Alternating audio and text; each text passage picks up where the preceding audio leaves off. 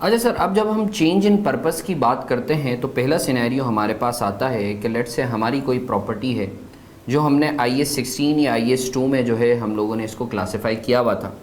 अब sir sense or intention और purpose with respect to that property has change, तो now we are to reclassify that property to IS 40, assuming हमारा जो purpose है वो rental या कैपिटल एप्रिसिएशन का है।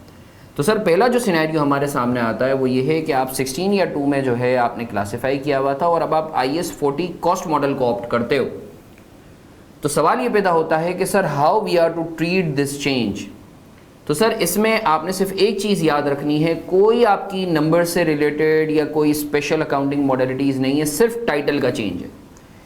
जिस वैल्यू पर आपका पीपी इन्वेंट्री आ रहा है आपने पीपी या इन्वेंट्री को क्रेडिट कर देना है और उसी वैल्यू से इन्वेस्टमेंट प्रॉपर्टी को डेबिट कर देना है।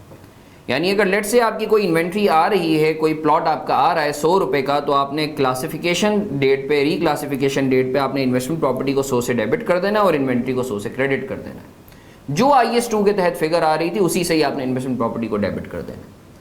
सिमिलरली अगर आपका IS 16 से IS 40 कॉस्ट मॉडल पे जा रहे हैं, कुछ नहीं करना, आपने जो है बस टाइटल ऑफ अकाउंट चेंज कर देना है। जिस वैल्यू पर आपका पीपी कॉस्ट पे आ रहा था आपने पीपी कॉस्ट से क्रेडिट कर देना है, इन्वेस्टमेंट प्रॉपर्टी को कॉस्ट से डेबिट कर देना है। और अगर कोई एक्यूमुलेटेड डेप्रिसिएशन आ रहा है तो एक्यूमुलेटेड डेप्रिसिएशन पीपी का डेबिट करके वही एक्यूमुलेटेड डेप्रिसिएशन इन्वेस्टमेंट प्रॉपर्टी का आपने नया एक हेड खोल देना है। तो सर आई होप आपको ये चीज़ क्लियर है कि IS 16 या 2 से अगर आप IS 40 कॉस्ट मॉडल पे जाते हैं तो how you are gonna treat that.